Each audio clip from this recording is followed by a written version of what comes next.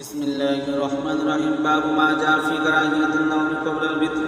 وبه قال حدثنا ابو كريم قال حدثني يحيى بن زكريا بن ابي زيد عن اسرائيل عن عيسى بن ابي عزيز عن الشعبي عن ابي ثور الازدي عن ابي هريره رضي الله تعالى عنه قال امرني رسول الله صلى الله عليه وسلم ان اوتر قبل ان انام. قال عيسى بن ابي عزيز وكان الشعبي يوتر اول الليل ثم ينام. قال وفي الباب عن ابي سلم قال وعيسى حديث ابي هريره حديث حسن قريب من هذا الوجه. وابو ثور الازدي اسمه حبيب بن ابي مليكه وقد اخترى قوم من اهل العلم من اصحاب النبي صلى الله عليه وسلم ومن بعدهم ان لا ينام الرجل حتى يوتر. وروي عن النبي صلى الله عليه وسلم انه قال من خشي منكم ان لا يستيقظ من اخر الليل فليوتر من اوله ومن طمع منكم ان يقوم من اخر الليل فليوتر من اخر الليل فان قراءة القران في اخر الليل محظورة وهي افضل. وبه قال حدثنا بذلك حناد قال حدثنا ابو معاويه عن الاعمش عن ابي سفيان عن جابر عن النبي صلى الله عليه وسلم بذلك. باب ما جاء في الوتر من اول الليل واخره. وبه قال حدثنا احمد بن منيع قال حدثنا ابو بكر بن عياش قال حدثنا ابو حسين عن يحيى بن وثاب عن مسعود انه سال عائشه عن وتر رسول الله صلى الله عليه وسلم فقالت من كل ليل قد اوتر اوله واوسطه واخره فانتهى وتره حين مات الى السحاب. قال ابو عيسى ابو حسين اسمه عثمان بن عاصم الاسدي قال في الباب عن علي وجابر وابي مسعود الانصاري وابي قتاده. قال ابو عيسى حديث عائشه حديث حسن صحيح هو الذي اختاره بعض اهل العلم الوتر من اخر الليل. باب ما جاء في الوتر بالسبعين. وبه قال حدثنا حناد حدثنا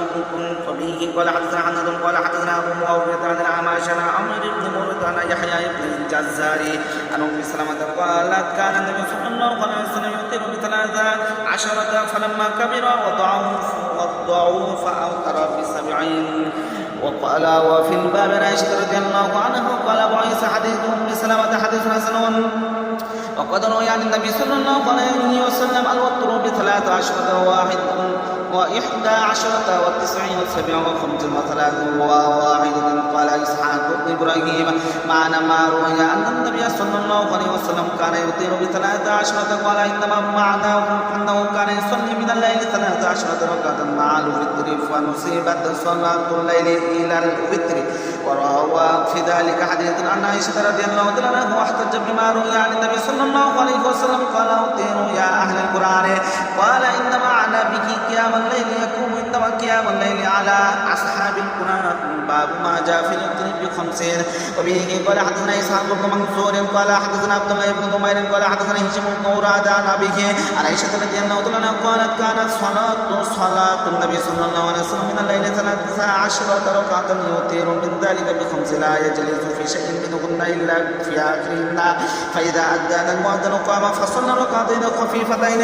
وفي الباب عن ابي ايوب قال ابو عيسى حديث عائشه حديث حسن صحيح وقد روى بعض عن العلم من اصحاب النبي صلى الله عليه وسلم وغيرهم الوتر ب50.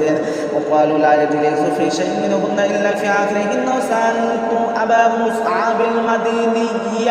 عن هذا الحديث كان النبي صلى الله عليه وسلم يوتر ب9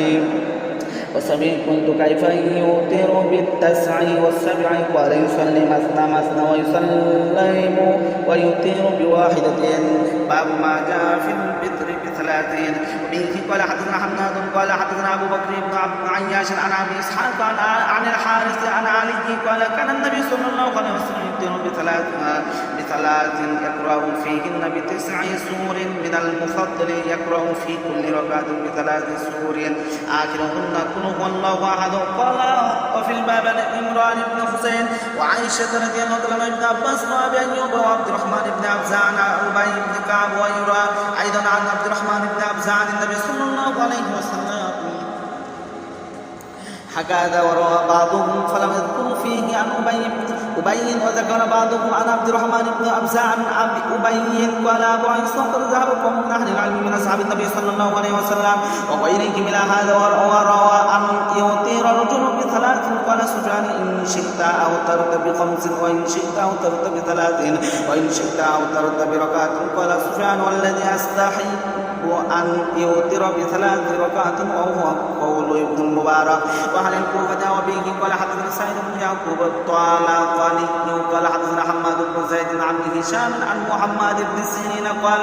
كانوا يطيرون بخمس وبثلاث وبركعات ويرون كل ذلك حسنا باب ما جاء في البتر بركعتين وبه قال حدثنا قتيبة ولا حدثنا حماد بن زيد عن انس بن سيرين قال سألت ابن عمر فكنت أوتين في ركعة الفجر فقال كان النبي صلى الله عليه وسلم يصلي من الليل مثنى ويوتر بركعة وكان يصلي ركعتين والأذان في أذنه يعني يخفف قال وفي الباب عن عائشة رضي الله عنها زابر بن الفضل بن عباس وابي أيوب وابن عباس قال أبو عيسى حديث ابن عمر حديث نزل فيوان والعمل على هذا عند بعض على العلم من أصحاب النبي صلى الله عليه وسلم والتابعين رأوا أن يفصل الرجل بين ركعتين والثالثة يوتر بركعة وبه يكون مالك والشافعي وأحمد وإسحاق باب ما جاء ما يقرأ في البتر وبه قال حدثنا علي بن خضر قال حدثنا شريك عن ابي اسحاق عن سعيد بن جبير عن ابن عباس رضي الله عنه قال كان النبي صلى الله عليه وسلم يقرأ في البتر بسبح اسم ربك الاعلى وقل يا ايها الكافرون قل هو الله احد في ركعتين قال وفي الباب عن علي وعائشه وعبد الرحمن بن عبزة عن ابي بن كعب ويرى عن عبد الرحمن بن عبزة عن النبي صلى الله عليه وسلم قال ابو عيسى قد روي عن النبي صلى الله عليه وسلم انه قرأ في البتر في ركعة الثالثة بالمعدتين وقل هو الله أحد والذي اختاره أكثر أهل العلم من أصحاب النبي صلى الله عليه وسلم ومن بعدهم أن يقرأ بسبح اسم ربك الأعلى وقل يا أيها الكافرون وقل هو الله أحد يقرأ في كل ركعة من ذلك بسورتين وبه قال حدثنا إسحاق بن إبراهيم بن حبيب بن شاهد البصري قال حدثنا محمد بن سلمة الحراني عن حسين عن عبد العزيز بن خريج قال سألنا عائشة رضي الله عنها بأي شيء كان يطير رسول الله صلى الله عليه وسلم قالت كان يقرأ في